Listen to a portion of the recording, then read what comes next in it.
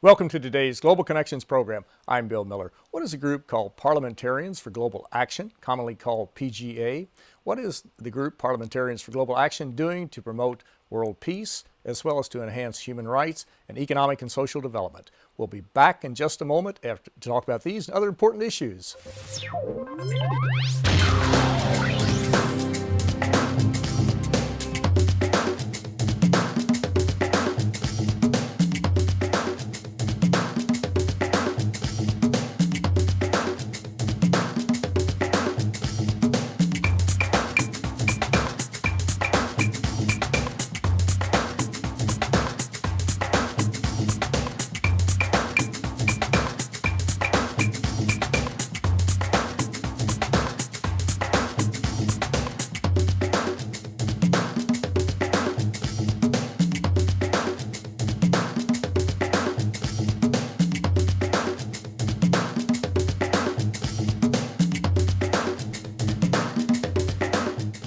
Welcome back to our program. Today we're focusing attention on the Parliamentarians for Global Action to take a look at what they're doing to promote world peace, as well as to enhance human rights and also to work on economic and social development. My guest is someone who's very involved with this group.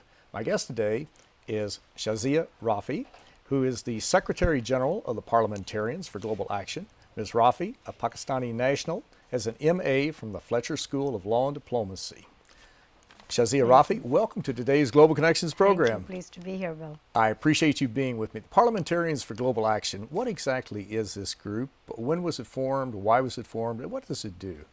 It's an association of national legislators, members of Congress and Senate from 131 countries around the world. They have to be elected parliaments, and it was formed in 1978 in Washington, D.C.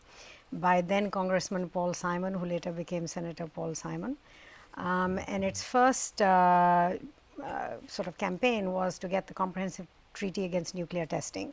So it works by getting agreement on international treaties which are worked at jointly with the UN system, both here, Geneva, and also in other parts of the world, to get agreement on a framework for peace, rule of law, social development, but doing it through treaties, their ratification, their implementing legislation, and the role that parliaments can play in both the foreign policy and as well as in social development. Mm-hmm.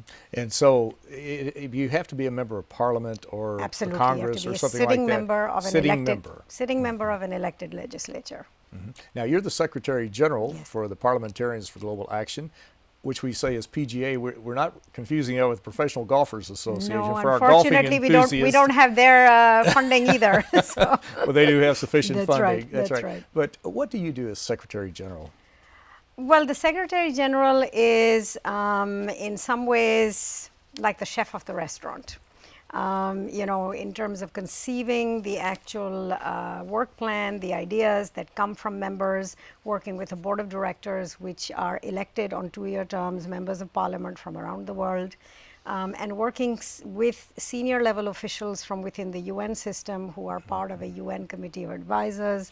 The current chair is the ambassador of Argentina, to make sure that the work that we are doing on this third leg of governments internationally, which is the work of legislatures, ties in and is in tandem with what governments are agreeing to work on in the UN agenda. Mm-hmm. And you have a very interesting website, pgaction.org. That's right. So if our viewers would like more information Absolutely. on your organization, they just go to pgaction.org. Absolutely. And they'll find a lot more. So I'm just curious, though, how many are all of the legislatures in the world, all the parliaments members, are there others that are freely elected, democratically elected, but do not participate for one reason or another? For one reason or another, no. I think at this moment our membership is from 131 countries around the world. Mm-hmm. There probably is another 20 or so that are eligible under the rules, which do require for there to be more than one political party, for there to be full adult franchise, men and women, the ability of women also to stand for election, as well as the right to stand as independents. Mm-hmm. So but it does cover quite a large number of the world, and our membership's on an individual basis. So we have over about 1,300 members within our network, and it renews based on when they're in and out of office. That is a large percentage because there are 193 countries in the United Nations, all the That's countries right. of the world. That's right. And you have a large number of them that are members of your group, so it's quite a few. That's right. Yes. Well, we've seen how violence flares in many different ways. That we see it in different ways right now in South Sudan. There are conflicts between various ethnic groups, tribes against one another. We've seen that in the Democratic Republic of Congo there have been challenges and that type of thing. If we think back not too long ago, thankfully, that's not the situation today, but just take Sierra Leone as an example of the conflict that raged there for many years. Thousands, tens of thousands of people died in that bloody conflict. But you also had a situation where you had child soldiers who were abducted and taken into forced into working with a particular militia group or whatever the case might be. Right. And does your group deal with this? I know you're promoting world peace, international cooperation, and that type of thing, but do you look at the child soldier situation as one that's a serious problem, although it's not in Sierra Leone right now, but it was not too many years ago? Well, we look at something of the, the conflict of the nature that took place in Sierra Leone through various ways that we've worked on conflicts of that nature. One is we worked on conflict prevention. Our organization was very instrumental in working with the countries that are part of the West African ECOWAS in even helping set up ECOWAS and building the regional peace building mechanisms that eventually bring these wars to a close, try to prevent them, bring them to a close, and come to an agreement. The second thing is that we've been working on the Small Arms and Light Weapons Convention, and the ECOWAS region in particular went ahead with that convention and the protocols related to it. On a global level, we're working on the Arms Trade Treaty, which, as you know, this year is the main push to get a legally binding arms trade treaty to at least regulate the legal trade. Now, that doesn't affect the illegal trade that militias and others are using in these horrible conflicts so easily, but it's a first step in that direction. With regard to the crimes against humanity that are committed and the rules of war, in a certain sense, if one may call them, that are broken by bringing in children into these conflicts, part of what we're doing on the rule of law end is we were the organization that were instrumental in getting the International Criminal Court first suggested at the UN in '89, then agreed in '98 in Rome, then ratified by 2002. So we're at the forefront of making sure that countries begin to accept, adhere to, and enforce, a global set of principles of rule of law and human rights. At the same time, I think part of what we are working on is on the social development side to be able to come up with policies related to the UN's principles on the Millennium Development Goals so that some of the push factors on an economic basis don't drag many of these regions into further conflict with each other. And that's particularly important this year, which is the year on climate change, because the next items of conflict will be on things like water and others, which are, even more scarce resources than oil and others that we've seen in the past. That is exactly right. In fact, many of the foreign policy observers are predicting that water is going to be the petroleum of the 21st century because of climate change. We see weather patterns changing. We see a situation where groups are fighting one another over very small parcels of water, in some cases mud holes. Right. And you have two groups that are trying to have access to what little water is there, but it's going to be a major problem. In fact, it already is a major problem right now. Certainly is. Well, you mentioned several items we wanted to touch upon. One is disarmament. You're involved in promoting that. How do you see that discussion moving forward? It's been one that has moved at sort of a glacial pace over the past several years, and of course the UN has tried to keep that front and center. I know Secretary General Ban Ki-moon, that's been one of his top priorities. But how do you see that moving forward in the future, and maybe what can be done to help move it even faster? Well, I think it's one of those where, unfortunately, unlike other crimes, where it's very clear cut that nobody is in favor of genocide.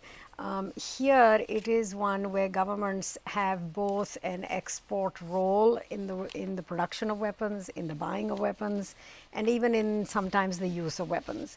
At the same time, there is a need to control and to ensure that they don't get into the hands of illegal actors and terrorists and militias. So it is one where it is harder to control as a result. But I do see the momentum increasing, because while the violence level is increasing, and it's not just in terms of war, it's also, if you look at the border across between Mexico and the US, it's war of another nature and violence, armed violence of another nature. We just held our annual forum this year on the theme of armed violence and development, covering both war and peacetime situations in the use of small arms. I do see that the awareness level among legislators is rising, among people is rising, and as that awareness level and the push of a global treaty, at least to begin with the legal trade, it will create that momentum going forward. And it's one where it's part of that also, that whole notion of human security, that your security is not enhanced by how many weapons you have. It's how many less weapons everybody has in a community, in a region, in the world. I think on coming to the issue for the second issue for us this year is the issue on climate change. And there actually, I think the UN is the only body that really can begin to play a role. I'm just coming actually day before yesterday off the flight from Delhi, where about 1,000 cars a day are added to the metropolis. And even if all of them are on natural gas, clean natural gas, you still are adding a huge burden to the city. At the same time, you've got the needs of a growing economy and people getting jobs in that growing economy and then beginning to consume and spend at the same levels as we do here. So it has a huge toll on environmental health. It has a huge toll on the rise of respiratory diseases. At the same time, it's one of these things where people still have to have energy to be able to grow their economies. So all these elements need to come together, and there's a role that legislators, NGOs, and governments can play together, and this is the forum in which we can come together to do it. You're watching Global Connections Television, which is an independently produced program. The opinions expressed on Global Connections are solely those of the moderator and his guests. We'll be back in just a moment after this important message.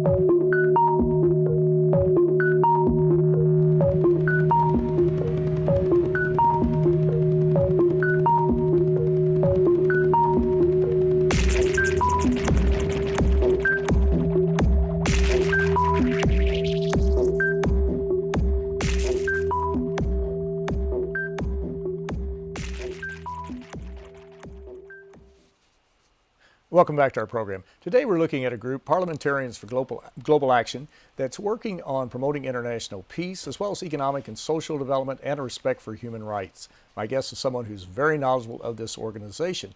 My guest is Shazia Rafi, Secretary General of the Parliamentarians for Global Action. Ms. Rafi is a Pakistani national, and she has an MA from the Fletcher School of Law and Diplomacy. We're talking about the Parliamentarians for Global Action, and this is a very important group, Shazia, because it represents so many free, democratically elected parliamentarians from around the world, and you have a large number. I think you said like 130, something like that. 131 countries. 131 countries participate, so that's a very large number out of the 193 countries at the United Nations. We're talking about climate change and how this is so important. Do you see within your group that they're starting to, or maybe they've seen this for many years, that this may be the #1 problem affecting the world right now, all 7 billion people in the world? I know there are financial problems, nuclear disarmament is a problem. We have others, but do they see climate change? And if it unfolds in a negative way, the way we're talking about it certainly well could, and the scientific data point in that direction, that there are going to be even more problems, major problems over the horizon. Absolutely. I think that, our members have been working on this since '92 when we worked with the UN Environment Program to hold a very big session on Agenda 21, which at that stage the keynote speaker was then Senator Al Gore.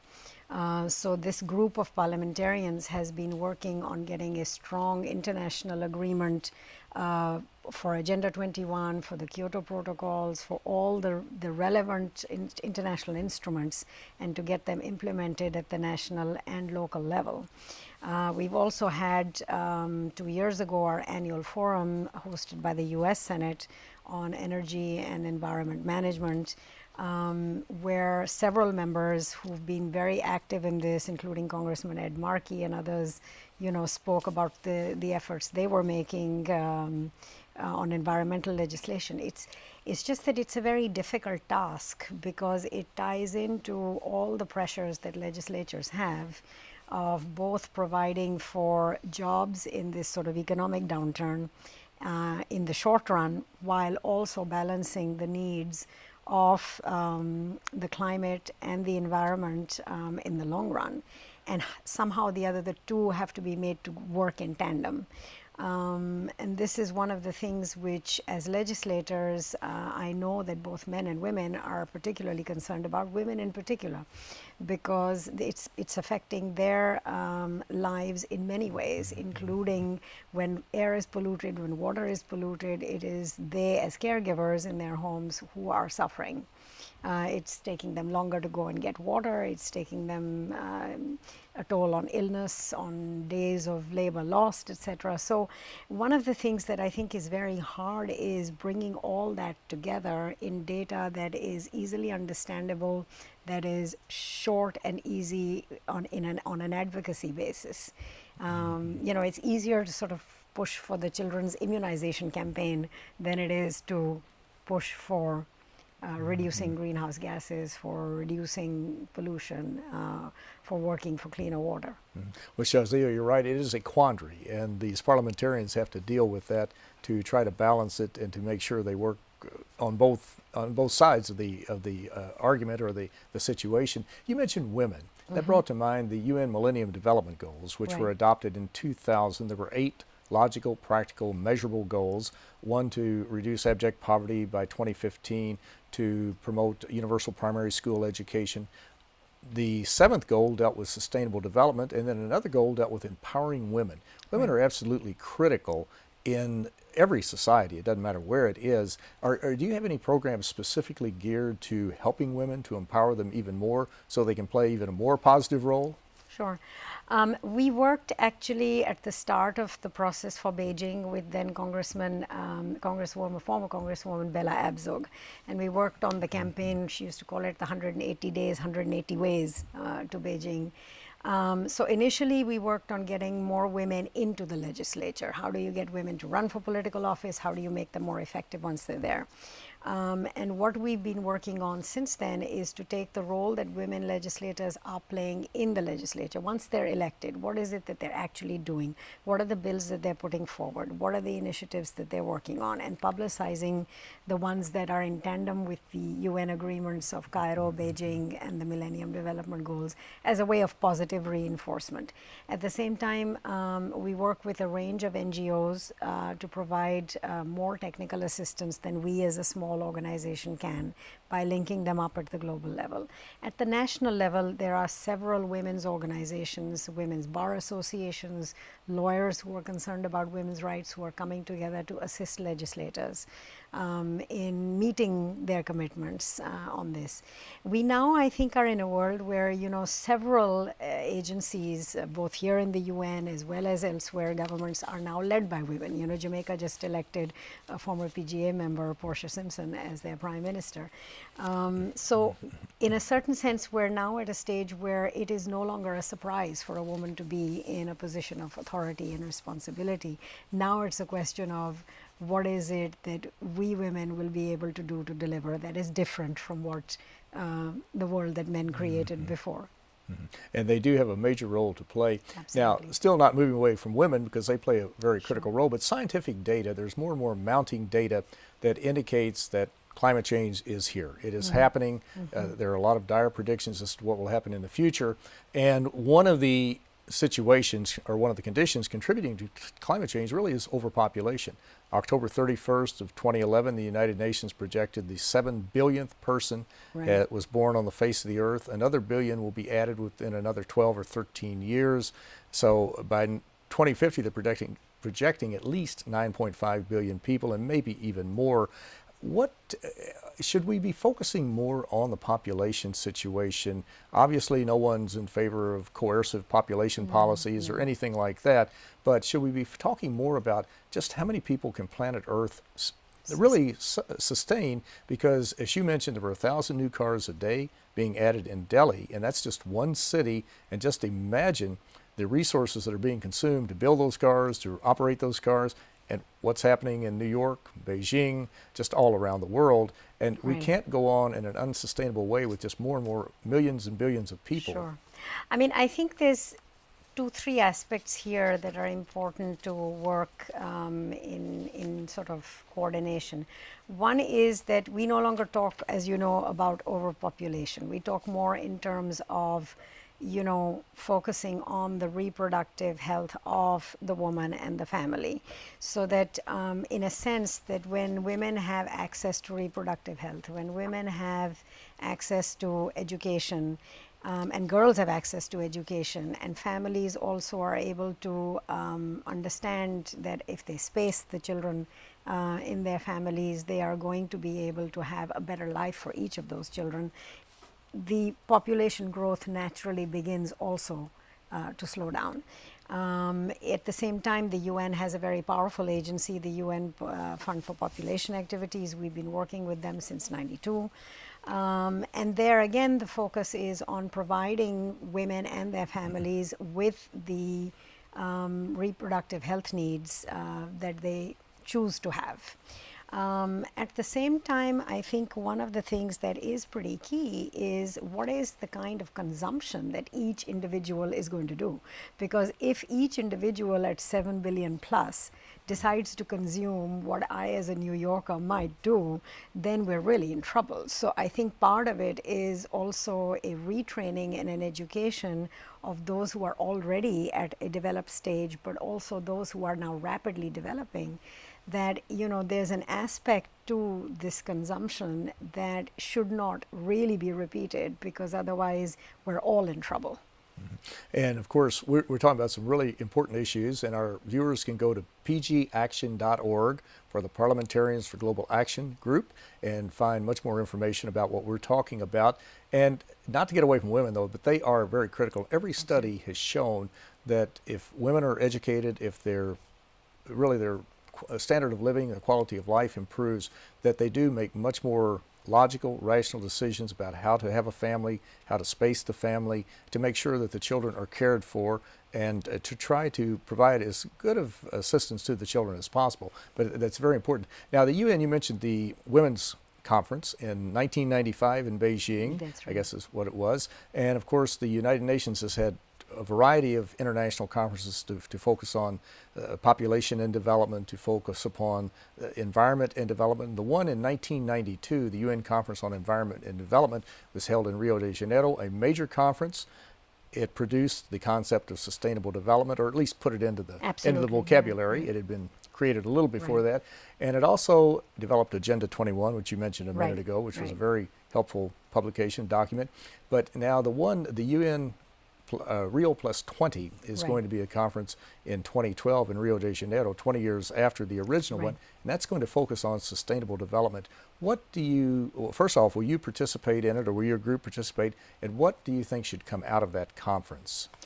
Well, we're going to take a small segment of it, because in the sort of, arena out there of organizations working on it, we're fairly small. So we're going to be focusing on the concept of sustainable cities and environmental health, which is the one area where bringing both the health constituency, the environmental constituency, and the economic development constituency together on a topic where legislators also find themselves under enormous pressure, because more and more of their constituents are moving into cities where services in some senses are more easily accessible on one level and yet are more pressured on another level. And there we're in fact going to be doing a small meeting here in the end of April, early May, during the PrepCom, the CS, the Commission on Sustainable Development, and then on to Rio +20 itself. I personally am hoping that we will be able to come up globally with more practical and enforceable targets that people can agree on.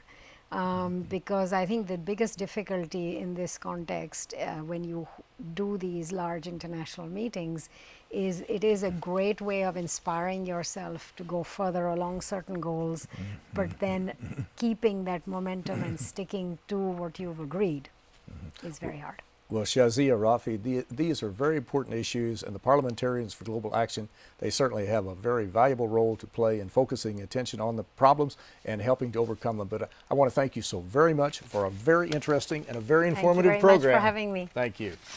I'm Bill Miller. Thank you for joining us on today's Global Connections program.